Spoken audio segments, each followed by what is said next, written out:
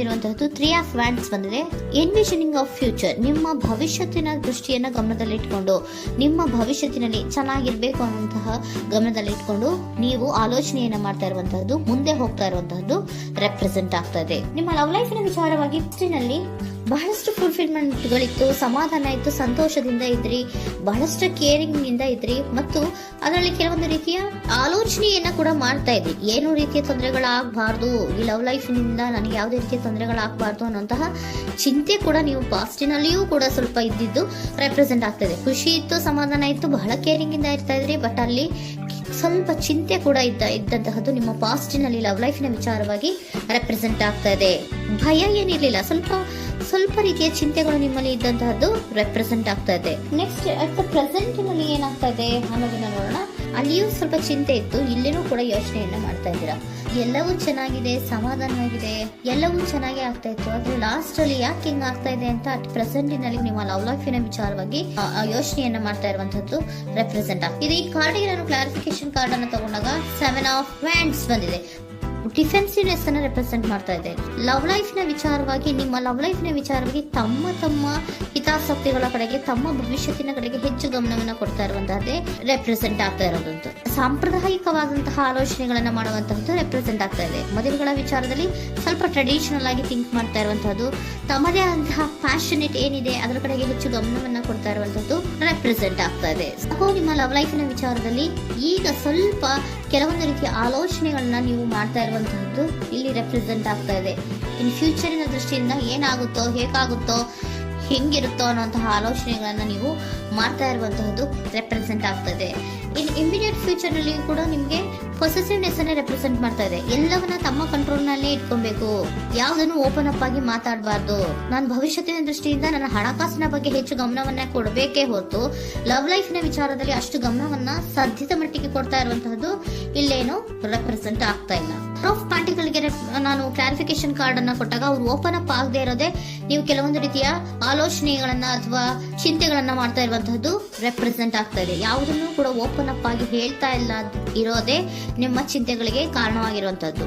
ಮತ್ತೆ ಹಣಕಾಸಿನ ಆಲೋಚನೆಗಳನ್ನ ಮಾಡಿಕೊಂಡು ಇನ್ವೆಸ್ಟರಿಂಗ್ ಫ್ಯೂಚರ್ ನ ಗಮನದಲ್ಲಿ ಇಟ್ಕೊಂಡು ಅವರು ಮೂವ್ ಆನ್ ಆಗ್ತಾ ಇರುವಂತಹದ್ದು, ನಿಮ್ಮ ಲವ್ ಲೈಫಿನ ವಿಚಾರಕ್ಕೆ ಮೂವ್ ಆನ್ ಆಗ್ತಾ ಇರುವಂತಹದ್ದು, ಪ್ರೀತಿಯನ್ನ ಬಿಟ್ಟು ಮುಂದೆ ಹೋಗ್ತಾ ಇರುವಂತಹದ್ದು ರೆಪ್ರೆಸೆಂಟ್ ಆಗ್ತಾ ಇದೆ. ಕೆಲವೊಬ್ಬರಿಗೆ ಸ್ವಲ್ಪ ಕ್ವಿಕ್ ಆಕ್ಷನ್, ಕ್ವಿಕ್ ಥಿಂಕಿಂಗ್ ಅನ್ನ ಮಾಡಿ ಮುಂದೆ ಹೋಗ್ತಾ ಇರುವಂತಹದ್ದು, ಬೇಜಾರಿನಿಂದ ಮುಂದೆ ಹೋಗ್ತಾ ಇರುವಂತಹದ್ದು ರೆಪ್ರೆಸೆಂಟ್ ಆಗ್ತಾ ಇದೆ. ಥರ್ಡ್ ಕಾರ್ಡಿನಲ್ಲಿಯೂ ಕೂಡ ದ ವರ್ಡ್ ಕಾರ್ಡ್ ರೆಪ್ರೆಸೆಂಟ್ ಆಗ್ತಾ ಇದೆ. ಅಂದ್ರೆ word is represented by ending ಅನ್ನ ರೆಪ್ರೆಸೆಂಟ್ ಮಾಡುತ್ತೆ.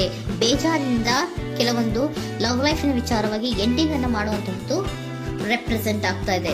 ಯಾಕಂದ್ರೆ ಈ ಲವ್ ಲೈಫಿನ ವಿಚಾರದಲ್ಲಿ ಕೆಲವೊಂದು ರೀತಿಯ ಸ್ವಹಿತಾಸಕ್ತಿಗೆ ಹೆಚ್ಚು ಗಮನವನ್ನ ಕೊಡ್ತಾ ಇರುವಂತಹದ್ದು, ಹಣಕಾಸಿನ ಬಗ್ಗೆ ಹೆಚ್ಚು ಗಮನವನ್ನ ಕೊಡ್ತಾ ಇರುವಂತಹದ್ದು, ಅವರ ಫ್ಯೂಚರಿನ ಬಗ್ಗೆ ಹೆಚ್ಚು ಗಮನವನ್ನ ಕೊಡ್ತಾ ಇರೋದು, ಹಾಗೇನೆ ಟ್ರೆಡಿಷನಲ್ ವ್ಯಾಲ್ಯೂಸ್ ಗಳಿಗೆ ಹೆಚ್ಚು ಗಮನವನ್ನ ಕೊಡ್ತಾ ಇರೋದ್ರಿಂದ ಕೆಲವೊಬ್ರು ಲವ್ ಲೈಫಿನ ವಿಚಾರದಲ್ಲಿ ಎಂಡಿಂಗ್ ಅನ್ನ ಮಾಡುವಂತಹದ್ದು ಪ್ರೆಸೆಂಟ್ ಆಗ್ತಾ ಇದೆ. ಕ್ವಿಕ್ ಆಗಿ ಥಿಂಕ್ ಮಾಡಿ ಕೆಲವೊಂದು ಆಲೋಚನೆಗಳನ್ನ ಮಾಡೋದ್ರ ಮೂಲಕ ಹಿಂಗನ್ನ ಮಾಡ್ತಾ ಇರುವಂತಹದ್ದು ರೆಪ್ರೆಸೆಂಟ್ ಆಗ್ತಾ ಇದೆ.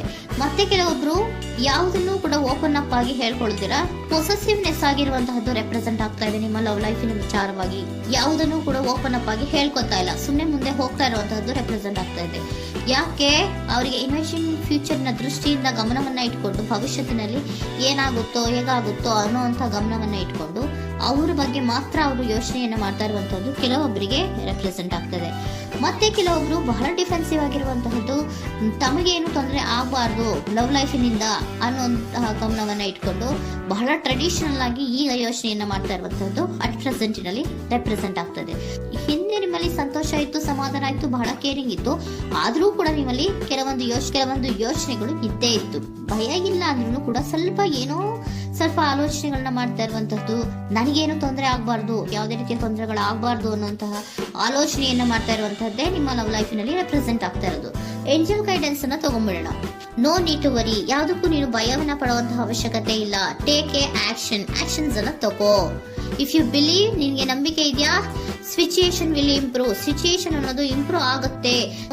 ಆಕ್ಷನ್ ಅನ್ನ ತಗೋಬೇಕು ಅಂತ ನಿಮ್ಗೆ ಈ ಲವ್ ಲೈಫ್ ನ ವಿಚಾರವಾಗಿ ಅನ್ಕೊಂಡಿದ್ರೆ ಟೇಕ್ ಆಕ್ಷನ್ಸ್ ಅನ್ನ ತಗೋ ಅಂತ ಕೂಡ ಏಂಜಲ್ ಗೈಡೆನ್ಸ್ ನಿಮ್ಗೆ ಕೊಡ್ತಾ ಇದ್ದಾರೆ. ಯಾಕೆ ನಿಮ್ಗೆ ಈ ರೀತಿ ಬರ್ತಾ ಇದೆ ರೀಡಿಂಗ್ ಗಳಲ್ಲಿ, ಅನ್ನೋದಕ್ಕೆ ನಾನು ನಿಮ್ಮ ಸರೆಂಡರ್ ಸಿಚುಯೇಷನ್ ಹೇಗಿದೆ ಅನ್ನೋದ್ರ ಬಗ್ಗೆ ನಾನು ಒಂದು ಕಾರ್ಡ್ ಅನ್ನ ತಗೋತೀನಿ.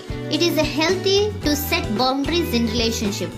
ಹೆಲ್ದಿ ಸೆಟ್ ಬೌಂಡ್ರೀಸ್ ಅನ್ನ ಮಾಡ್ತಾ ಇದ್ದೀರಾ? ಯಾರೋ ನಿಮ್ಮ ಲವ್ ರಿಲೇಶನ್ಶಿಪ್ ವಿಚಾರದಲ್ಲಿ ಹೆಲ್ದಿ ಬೌಂಡ್ರೀಸ್ ಅನ್ನ ಸೆಟ್ ಮಾಡ್ತಿದ್ದೀರಾ? Practice experiencing your needs. ಏನ್ ಬೇಕು ನನಗೆ ಅನ್ನೋದ್ರ ಬಗ್ಗೆ ಈಗ ಆಲೋಚನೆಯನ್ನ ಮಾಡ್ತಾ ಇರುವಂತದ್ದು. Remember that no is a complete sentence. No ಅನ್ನೋದೇ ಒಂದು ಕರೆಕ್ಟ್ ಆಗಿರುವಂತಹ ಸೆಂಟೆನ್ಸ್ ಅಂತ ಅವರು ಹೇಳ್ತಾ ಇದ್ದಾರೆ. ಸರೆಂಡರ್ ಸಿಚುಯೇಷನ್ ಯಾಕೆ ನಿಮ್ಗೆ ಎಂಡಿಂಗ್ ಅನ್ನ ರೆಪ್ರೆಸೆಂಟ್ ಮಾಡ್ತಾ ಇದೆ ಅಂದ್ರೆ, ಕೆಲವೊಂದು ರೀತಿಯ ಹೆಲ್ದಿ ಬೌಂಡ್ರೀಸ್ ಅನ್ನ ಹಾಕೋತಾ ಇದ್ದಾರೆ.